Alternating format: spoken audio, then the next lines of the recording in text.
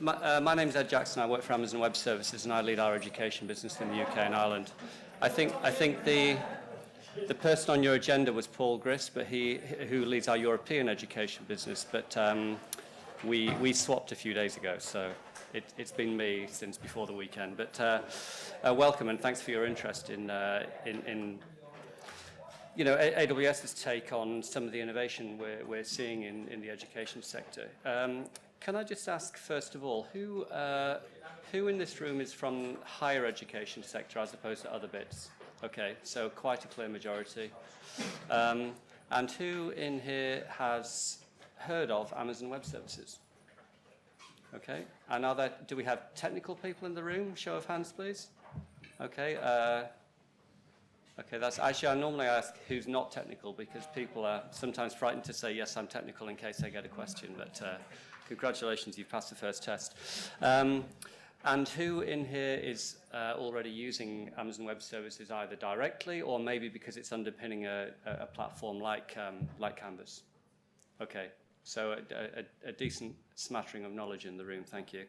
What I'm going to talk about today is I'm going to talk about some of the trends we're seeing in education and how the cloud is enabling and helping customers to build on some of those trends.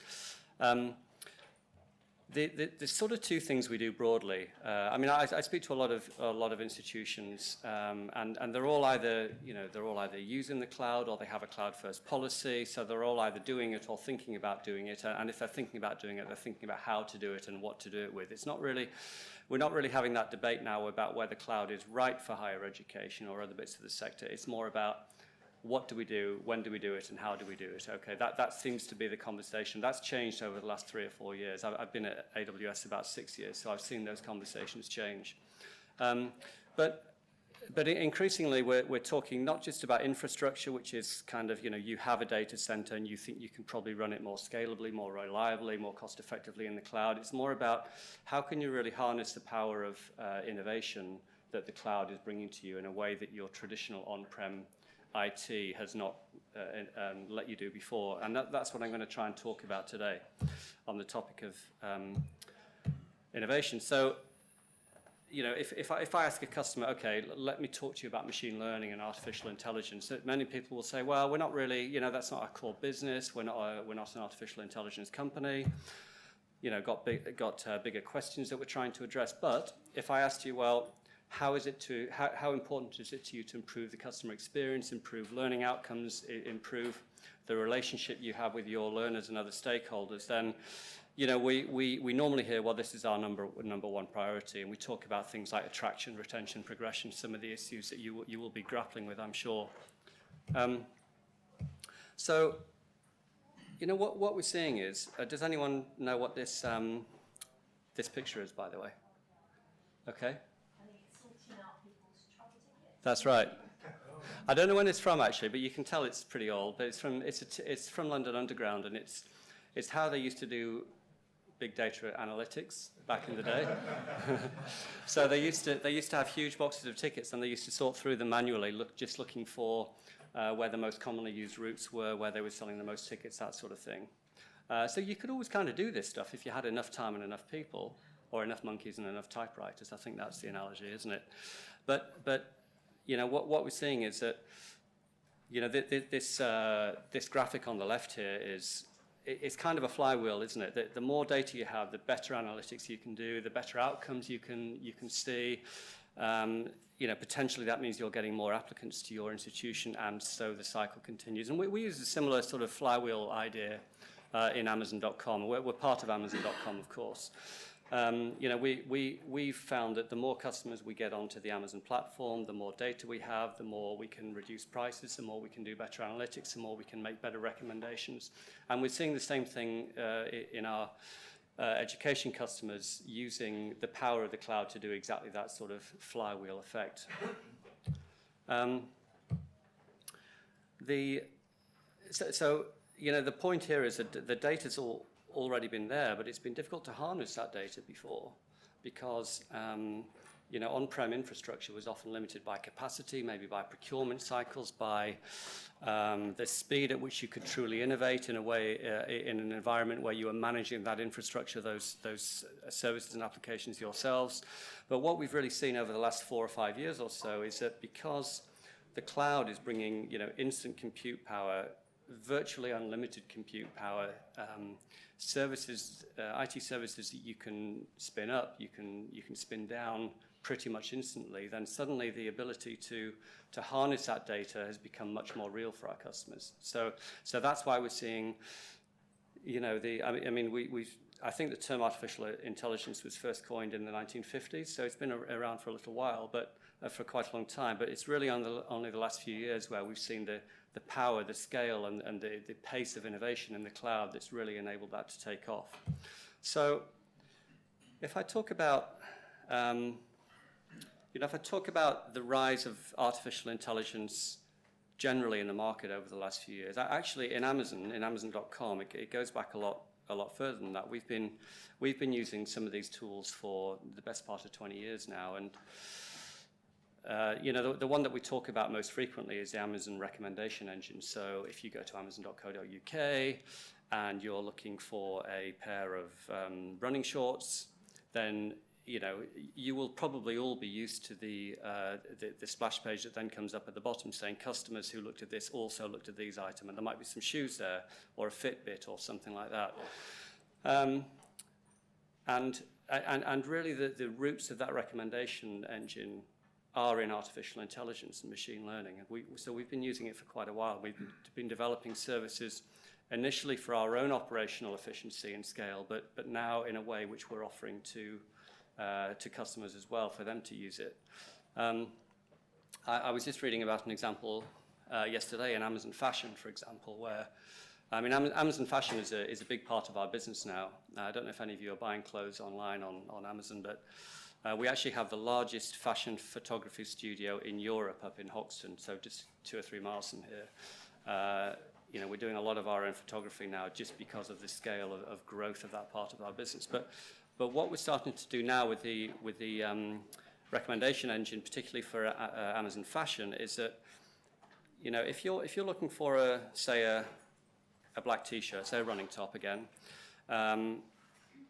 and you search for short sleeve black T-shirt, okay, it will come up with a certain number of results. What we found was that if we can apply some of the recognition technology, so technology which started out as facial recognition, the sort of thing you can see on your iPhone now when it unlocks your phone.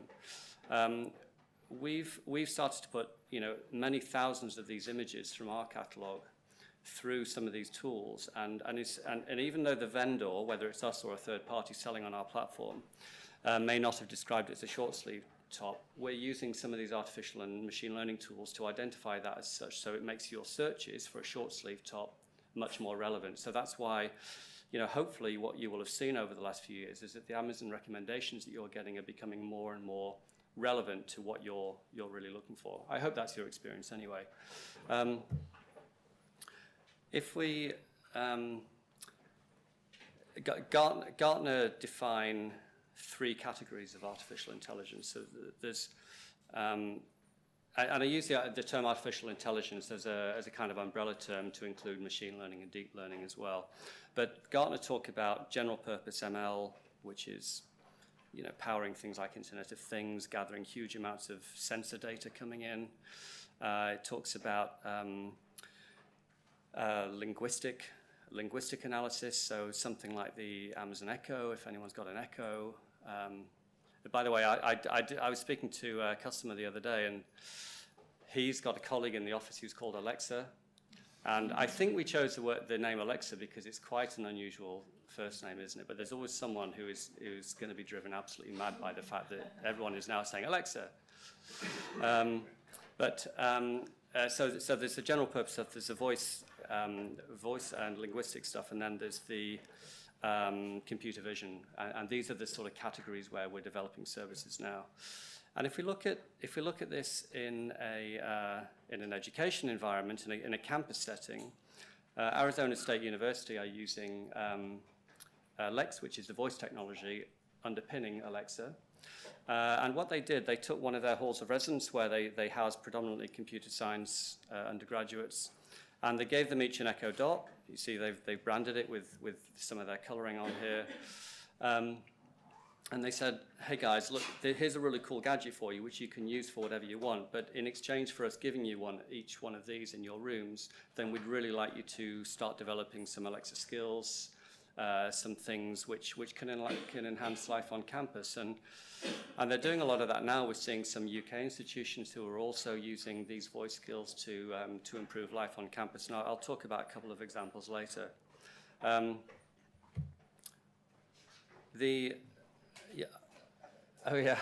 So has anyone heard of the Amazon Go store? Okay, so a few people have. Has anyone been to the Amazon Go store? Okay, so we have a store in Seattle. In fact, we have a couple now, and I think we've opened one in Chicago, and we've been rumored. I actually don't know, but we've been rumored to be thinking about opening many more. This uses what we call just walkout technology, and the idea here is that you download the Amazon Go app onto your phone. You just walk in, you can see the lady scanning her Go app here. You go in, you take whatever you want off the shelf, and then you just walk out. And you know, we don't talk specifically about the technology under the hood, but there's lots of things like facial recognition going on here, machine learning, artificial intelligence, movement sensors, things like that. And this is sensing exactly what you've taken, and it will bill you for it, you know, within a few seconds of walking out. Now, this was originally in beta form for Amazon staff only, so I was over there a couple of years ago in the early stages, and a colleague of mine and I, we thought, well, we'll try and have a bit of fun here. We must be able to trick this. So my colleague was taking sandwiches off the shelf and putting them in his coat, and taking bottles of orange juice and putting them back on another shelf where they don't belong. And he was incredibly disappointed when he walked out, and 5 seconds later he got a correctly itemized invoice. So it's you know, we're kind of doing this as a showcase, not because we think you're going to open a shop with no tills on campus, but because, you know, we think that some of the technology underpinning this can, you know, someone will think of other uses that we've not thought of yet to improve life on campus and in the commercial world as well. So the question is, you know, how does this help me? So the University of Notre Dame in Indiana, did anyone go to the UCISA Leadership Conference in Bournemouth this year? I don't know if that's your thing really for this audience, but Sharif was presenting, and the reason I mentioned that is because he actually did a cartwheel on stage, which kind of woke people up a little bit during his presentation. I'm not doing that today. But Notre Dame have moved, over the last 3 years, have moved 80% of their workloads into the AWS cloud. They're getting better scalability, better reliability. They're getting anywhere access. They've seen a pretty substantial saving in costs. They're better able to scale for peaks like snow days, things like that. And that's kind of the boring infrastructure bit that I talked about. But when we look at innovation, what they're also using the cloud for is they're much more capable of collecting data in, which helps them spot patterns which can lead to much more lightweight interventions where a student may be failing or looking like they may be about to fail. And what they found is that, you know, at Notre Dame, they don't even use the term intervention anymore. They call it giving someone a boost. You know, they will just kind of, metaphorically speaking, they'll see a pattern, they'll see something coming which may not look good for that student, and they'll just kind of put their arm around them metaphorically and say, hey, look, is there something we can help you with? It looks like maybe you've dropped out of your classes the last couple of weeks. And, you know, maybe we'll put you in touch with, you know, maybe a third-year student, someone who had a wobble of their own in the first year, and they're finding that this intervention process is becoming much more lightweight because they're capturing it so much earlier, and that's because of the scale that the cloud opens up to them in a way that they couldn't do when they were trying to do it using traditional on-prem infrastructure. And a similar example is at Ivy Tech Community College. I think they're also in Indiana, and they've got 200,000 students spread across 30 campuses. There are short sort of 3-minute videos of both this and the previous, the Notre Dame one on our website if you're interested, and you can see the guys here speaking about them. But Ivy Tech are taking 1 million points of data every day from across campus. They're taking it from LMS logins, an activity. They're taking it from Wi-Fi logins, door swipes, things like that. And what they do, they take all these huge amounts of data and they put it up into a data warehouse in the cloud, and then they start applying machine learning tools to that data, and they start to look for patterns. And they found that they can look for these patterns much more effectively using the technology than they ever could using the human eye. The human brain finds it very difficult just to compute this huge amount of data. But they really started to look for patterns, and they found that, I don't know if you find this in your own institutions, but what they had found is that traditional factors like previous grades didn't always have the most bearing on the likelihood of success. But what they have found using these cloud-based machine learning techniques is that they can find within a couple of weeks of term starting to more than 80% accuracy the likelihood of success of that student at the end of that term. It's been incredibly powerful for them, and it means they get much more predictability, and they also have this much more effective way of intervening and help people get really good learning outcomes, because they can look for these patterns using technology that was never available to them before. Here in the UK, we've it's not your sector, it's NHS, but the NHS Business Services Authority, they administer the European Health Insurance Card, the EHIC card scheme in the UK. What they've found, they've been using Lex, our voice technology, to power a chatbot, and they found that they initially started with a pilot of, I think, about 10,000 calls. And what they found was that using the chatbot, so without any human interaction at all, they managed to answer about 4,000 of those calls without the caller having to be put through to an operator. And again, this is very powerful for them because, firstly, it enabled them to answer all those frequently asked questions. These questions have a very common theme. When's my card arriving? Do I need one for every family member? How much will it cost me? Where do I apply? That sort of thing.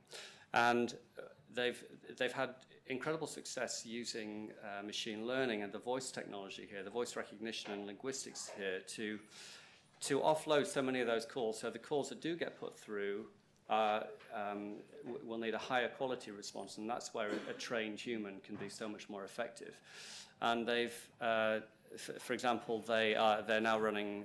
They found that they could run the service 24 hours a day, which they couldn't do before. Now, obviously, they couldn't answer 100% of calls 24 hours a day, but they could answer 40% of them, direct the other 60% to call back during working hours, maybe, or to the website. And in the HE space, we're already seeing universities who are using chatbot technology to answer some of those frequently asked sort of mundane questions, which are dominating so much of their contact center agents' time, especially around maybe the clearing period, something like that. We do an awful lot of work with UCAS. They run almost their entire IT infrastructure in the AWS cloud. Yeah, there are a couple of seats if you want to sit down. And they're also very interested in this sort of technology because, when A-level results come out on the third Thursday or second Thursday in August, depending on the year, they run a huge sort of temporary call center function, and they believe that they could inject an awful lot more intelligence into that to make much more efficient use of their resources. And we're also seeing universities themselves starting to use this and actually placing. I don't know if anyone has seen the presentation from Leeds Beckett University, but they used a chatbot for the first time last year. It actually wasn't an AWS chatbot, so we're not taking credit for this, but they used, I think they used some freeware or something, and they reckon they placed, I think something like 8 to 12 students purely as a result of that technology. Now, it's not 8 to 12, it's a drop in the ocean, but it's a starting point, isn't it? And it's worth potentially hundreds of thousands of pounds worth of fees to that institution over a 3-year degree. And that was very simple. They set that out. I think they reckon it cost them £30 because they paid £30 to remove the ad on the freeware that they had. and a bit of developer time, of course, but it's been very, very effective. And it's very simple to implement these things when you're running them in the cloud, because you don't have to build the infrastructure for it. And we're seeing this as a very significant direction of travel in higher education, particularly around admissions. And then if we look at some of the things, I talked about Arizona State University before and how they'd given dots, echo dots to the students to develop skills. And you know, if we look at the first bit of this slide, you know, these are fairly, you know, mundane questions. What's the weather like today? How long will my commute take today? Is my train running on time? I did hear a good one the other day from my Echo. Alexa, can you do an impression of Vicky Pollard? That's worth trying if you have an Echo. Try it when you get home. It's quite funny. But you know, the way I interact with my Echo, because you know, I'm a lot older than the sort of millennials who may be going through higher education and the other phases of the education sector. But I kind of speak to my Echo a bit like I order food in a Spanish restaurant. You know, very slowly, very precisely. But the point is that, you know, the linguistic interaction with these devices is becoming much, much more conversational. And, you know, yes, I could go onto the university website and report, you know, fill in a form to say that the lights in the stairwell 1A next to my room aren't working. But actually, if I could do that in a sort of human-to-human way, or like a human-to-human way, which is more conversational, is quicker for me to do, maybe it's more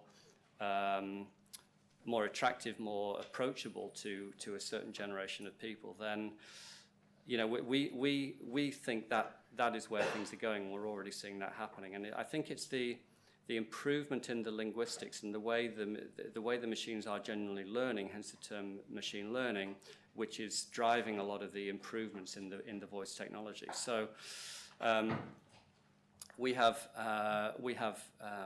partner companies who are building, for example, lecture capture technology. So many of you will be using lecture capture in your institutions.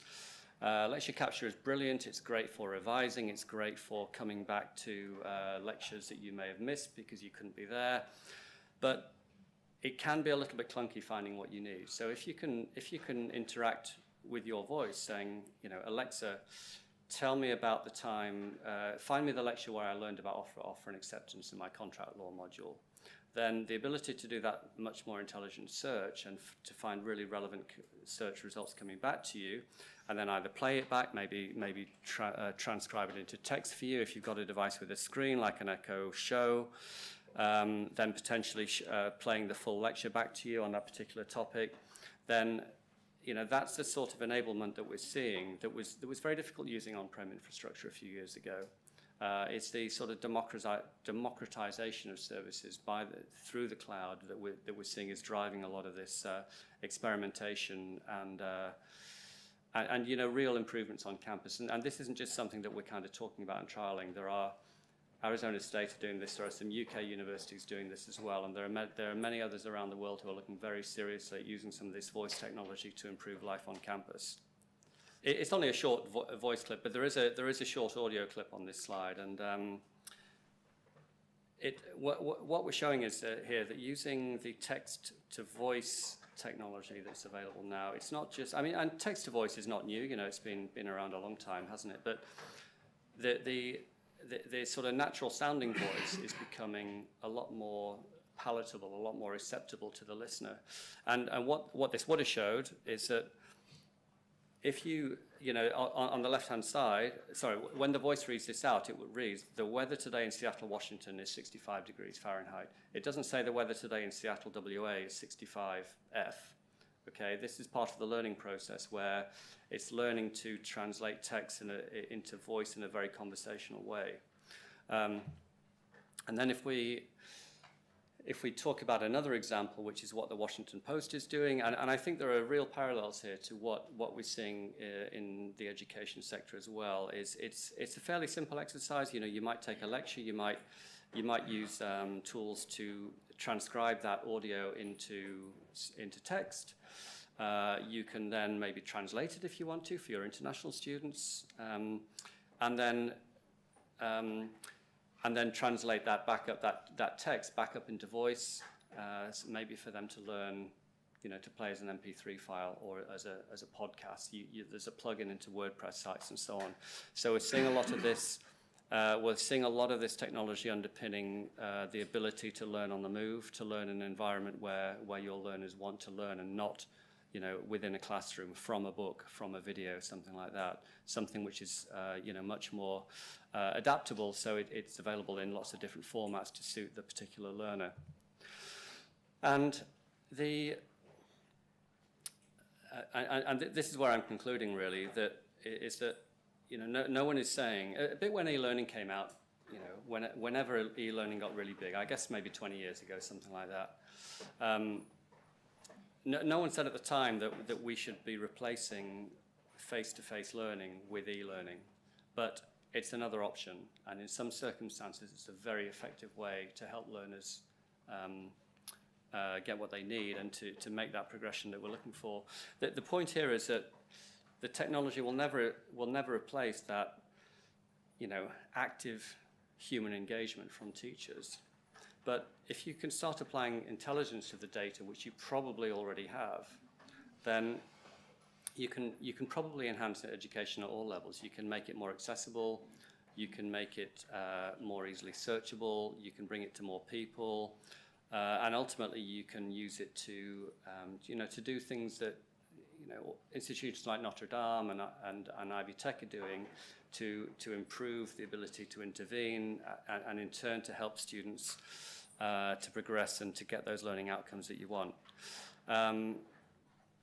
So I think that's about it from me. What I wanted to do today was not to say, you need to use AWS. You should be doing all this stuff now. That's not the case. We recognize that many of the institutions we speak to are just starting to look at this, maybe just starting to look at even some of the basic infrastructure that they can run in the cloud. But increasingly, they're seeing that the power and innovation in the cloud is much more accessible to them in a way that it didn't used to be. So I hope it's given you a little bit of food for thought.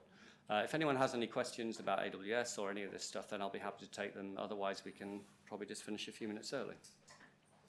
Yeah, so the question is, how do we? What's our strategy around working with other cloud providers and on-prem IT? Well, we're realistic enough to know that the hybrid world, where organizations are using, let's face it, most institutions at the moment are predominantly on-prem now, and they're trying to think about how to operate with the cloud. We have a very, very comprehensive hybrid architecture strategy. We have white papers. It's a very common way of working. And we have all sorts of materials on that because we recognize that is going to be the reality for many institutions for many years to come. We also operate perfectly well with other cloud providers. But, to be honest, if you're asking about competition, our biggest competition is not particularly other cloud providers. It's kind of the old way of doing things. And we think that the market for cloud providers is huge and largely untapped, and there's room for many, many cloud providers. We're trying to innovate. We're reducing prices. We do that. We've done that 68 times since we started in 2006.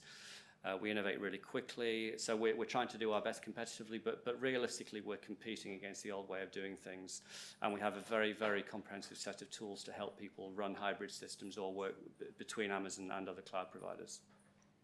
Oh yes, sorry, the question was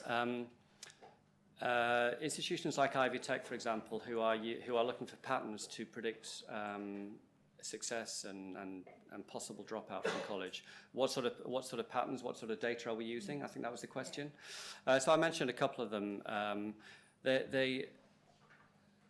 What Ivy Tech are doing is that every single software vendor that they now bring into their portfolio, they mandate that they have to make APIs available to work with this technology. So potentially every application that their students and teachers are using is feeding data into this. So any sort of login, any sort of activity in the LMS, and that's on top of maybe more obvious things which you may already be doing or thinking about, which are things like door swipes, attendance at lectures,